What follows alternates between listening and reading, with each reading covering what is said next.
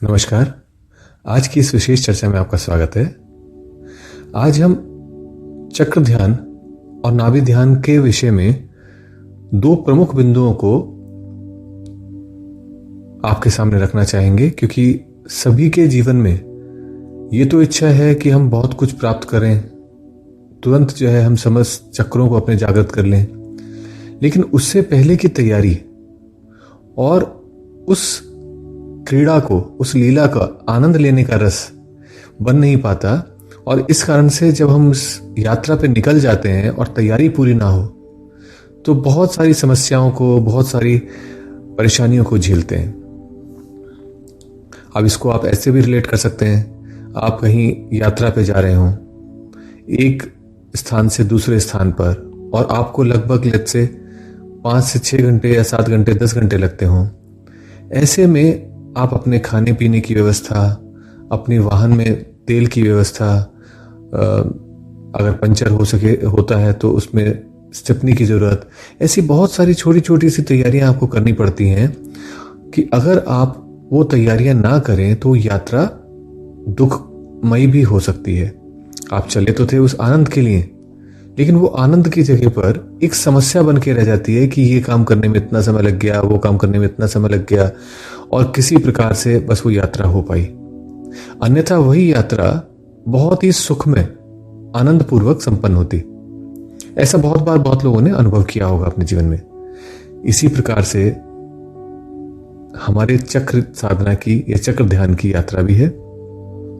हमें अपने जीवन में आध्यात्म में बहुत कुछ प्राप्त करना है, और उस बहुत कुछ प्राप्त करने के लिए चक्रों के मार्ग से जाना आवश्यक है।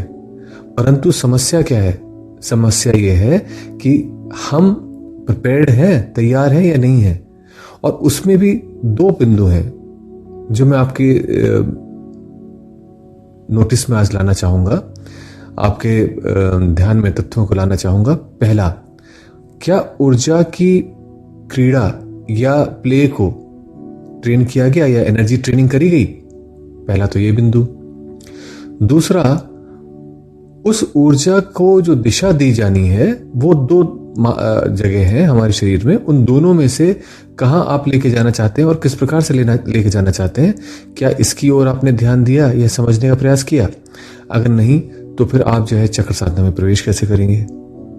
क्योंकि ऊर्जा तो आगे से भी जा सकती है और हमारी रीढ़ के माध्यम से भी जा सकती है।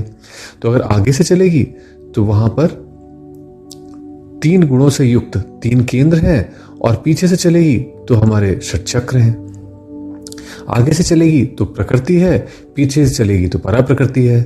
आगे से चलेगी तो धारा है, पीछे चलेगी तो राधा है। तो ऐसे में हम इन दो बिंदुओं को अगर ध्यान ना दिए हों, यानी पहला बिंदु हुआ एनर्जी ट्रेनिंग और दूसरा हुआ एनर्जी चैनलाइजिंग, यानी कि पहला हुआ वो प्रेम क्रीड़ा जिसके माध्यम से ऊर्जा गति करती है। आप ऊर्जा को पुश नहीं कर सकते, आप जबरदस्ती कहीं पर भी ले जा नहीं सकते, वो अपने आप आ जाती है, अपने आप आ जाएगी। जहां भी कृष्ण बांसुरी बजा रहे होंगे, राधा अपने आप आकर के उनके चारों तरफ नृत्य करने लगती है। लेकिन अगर राधा को कोई वशीभूत करके खींचना चाहे तो वो कोई कर नहीं पाया। ये आपने भी पुराणों में पढ़ ही रखा होगा। अब ऐसे में इन दो बिंदुओं का और नाभि चक्र का ध्यान और चक्रों का ध्यान, ये क्या संबंध है इनका? तो सबसे सुरक्षित स्थान हमारे शरीर में जहां पर हम एनर्जी ट्रेनिंग की प्रैक्टिस कर सकते हैं वो हमारा उदर है, नाभि का क्षेत्र है, एब्डोमेन जिसको बोलते हैं वो है। बाकी आप कहीं पर भी उसका ऊर्जा का प्रयास करेंगे तो आपको कुछ ना कुछ दुष्परिणाम भी मिल सकते हैं, कुछ समस्याएं भी खड़ी हो सकती हैं। लेकिन सबसे सरल और सबसे सहज ट्रेनिंग करने के लिए आपका जो ग्राउंड है वो उदर है, क्योंकि वहां वो वाली जो ट्रेनिंग आप करना चाह रहे हैं एनर्जी की, वो ऑलरेडी हो रही है। आपको मात्र ध्यान देना है। आप सांस लेते हैं तो पेट फूलता है, एनर्जी फैलती है। आप सांस छोड़ते हैं, पेट सिकुड़ता है, एनर्जी कॉन्ट्रैक्ट होती है। तो ऐसा क्या हो रहा है? एनर्जी स्पाइरल आउट होती है, एनर्जी स्पाइरल इन होती है। स्पाइरल आउट होना, फैल जाती है, आप देखिए ना, केंद्र से वो फैलती चली जाए तो बहुत बड़े सर्कल में फैल सकती है, तो वो पूरे पेट में भर जाती है और सारे ऑर्गन्स को वो ऊर्जा प्राप्त होती है सांस मिलने पर, आने पर। और जब सांस जाती है तो वो सारी एनर्जी सारे ऑर्गन से सिकुड़ती हुई नाभि पे केंद्रित हो जाती है। तो इसलिए सबसे अधिक आवश्यक और महत्वपूर्ण बिंदु है, पहला बिंदु है कि आप अपनी चक्र जागरण की यात्रा इस क्रीड़ा के प्रारंभ होने के बाद ही करें। तो नाभि ध्यान करें सबसे पहले, और नाभि ध्यान में पारंगत होने के बाद उस ऊर्जा को समझने के बाद कि किस प्रकार से वो गतिशील होती है और कैसे आप उसे कहीं पर भी गतिशील कर सकते हैं, वो आप करें। अन्यथा बहुत सारी समस्याएं आती हैं, जैसा एक सुधी साधक ने कमेंट भी किया था कि उनकी ऊर्जा एक बिंदु पर एकत्रित है पर वो फैल नहीं रही है। अब आपको मैं एक सरल सा उदाहरण और देता हूं। आप चश्मा लगाते हैं या कोई भी चीज को देखते हैं तो वो हमारे फोकस में आती है। जब वो फोकस में आती है तो साफ दिखाई देती है, फोकस से दूर हो जाती है तो ब्लर हो जाती है, और फोकस के पास आ जाती है, मतलब उस फोकल डिस्टेंस से कम हो जाती है और आंखों के पास आ जाती है तो भी ब्लर हो जाती है। तो इसका मतलब एक उचित दूरी का प्रयास करना पड़ेगा। और उचित दूरी क्या है, उचित प्रक्रिया क्या है? उचित प्रक्रिया है कि आप जहां भी देखें उस ऊर्जा के वर्तुल को अनुभव कर सकें, और उस वर्तुल में उसके अनुभव करने की, यानी कि स्पाइरल आउट और स्पाइरल इन की दोनों की जो प्रैक्टिस है, जब आपकी सफिशिएंट प्रैक्टिस हो जाती है नाभि ध्यान के माध्यम से और आप अपने में स्थिर होने लग जाते हैं, तभी वो चैनल को छेड़िए जो इतना भयंकर है, जिसके लिए कहा गया है कि वो एक सर्पणी रूप में है, डस लेगी वरना। और मोस्टली आपने देखा होगा कि जो अपने गुरु के साथ में रह करके चक्र ध्यान साधना नहीं करते, या जिनके पास में ये प्रैक्टिसेस नहीं होती योग तंत्र की छोटी छोटी क्रियाएं, वो उस ऊर्जा को छेड़ देते हैं और वो छेड़ी हुई ऊर्जा उन्हीं के लिए घातक होने लगती है।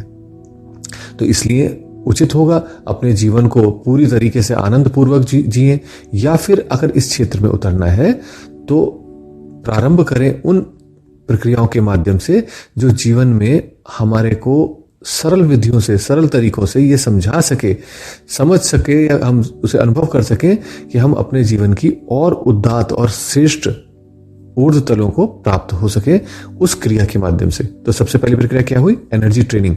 एनर्जी ट्रेनिंग कहाँ करनी है? नाभि के ऊपर। कैसे करनी है?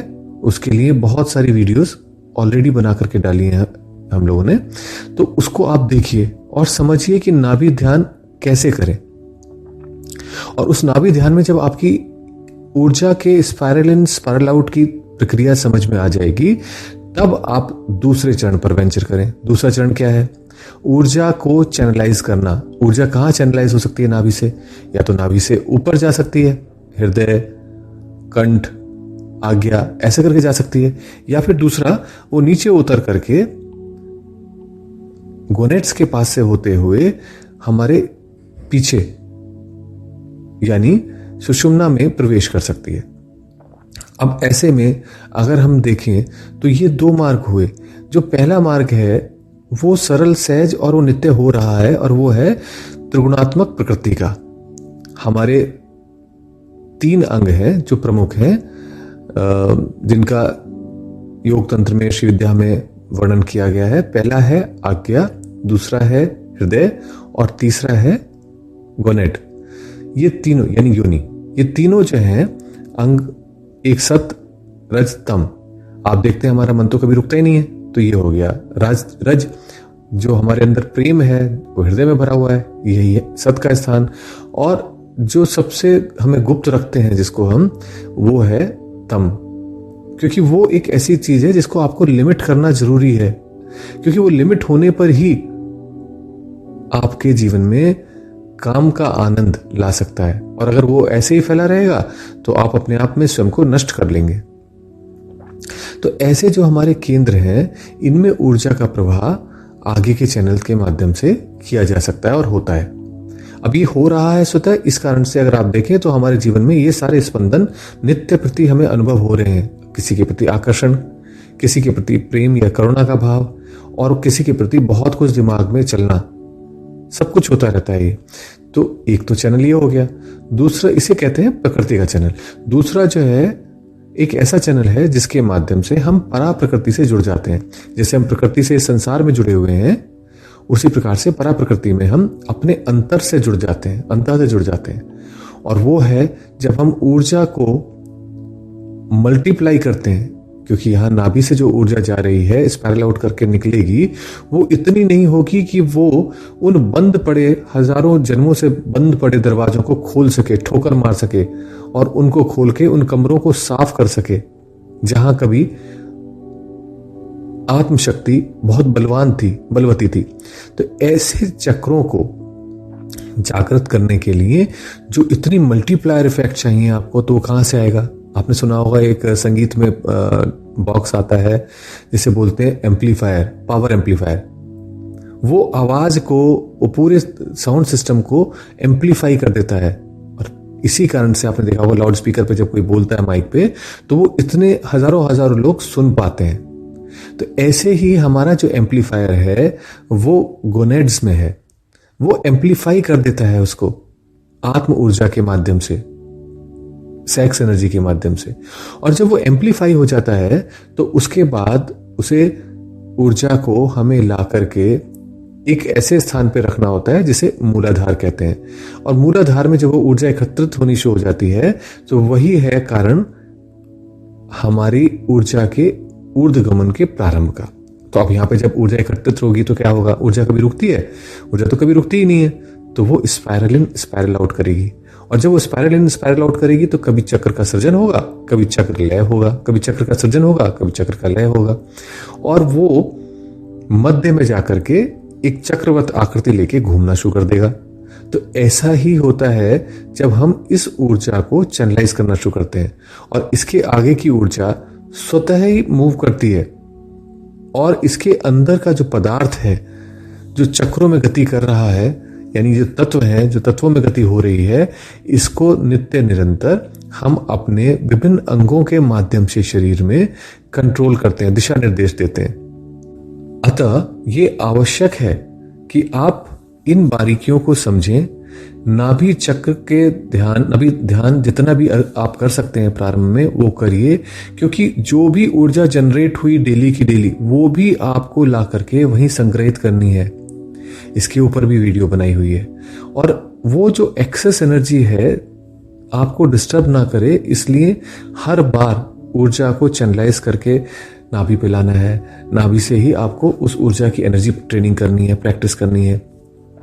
इसको एक ऐसा रिजर्वायर या सिंक मानिए जहां आप ऊर्जा से सब खेल खाल के, क्रीड़ा करके, उसकी लीला करके उस शक्ति के साथ में पुनः आकर के स्थिर हो जाए, शांत हो जाए। और यहां वो ऊर्जा एकत्रित होती रहेगी जो आपके पोटेंशियल में कन्वर्ट होती जाएगी। आप अधिक से अधिक सिद्ध, संपन्न और अपने आप में पूर्ण बनते चले जाएंगे, क्योंकि आप अपनी अधिक से अधिक उस शक्ति को अनुभव कर पा रहे हैं। तो ऐसे में इन दो बिंदुओं का विशेष ध्यान रखें। दो बिंदु मैंने बताए, एनर्जी प्रैक्टिस जिसे लीला कहते हैं या क्रीड़ा कहते हैं, और दूसरा, उस क्रीड़ा का दूसरा भाग है एनर्जी चैनलाइजिंग, उसको चैनलाइज करना। तो नाभि ध्यान से प्रारंभ कीजिए, चक्र ध्यान अत्यंत सरल और सुगम हो जाएगा आपके लिए। प्रयास करके देखिए। आज के लिए इतना ही। नमस्कार।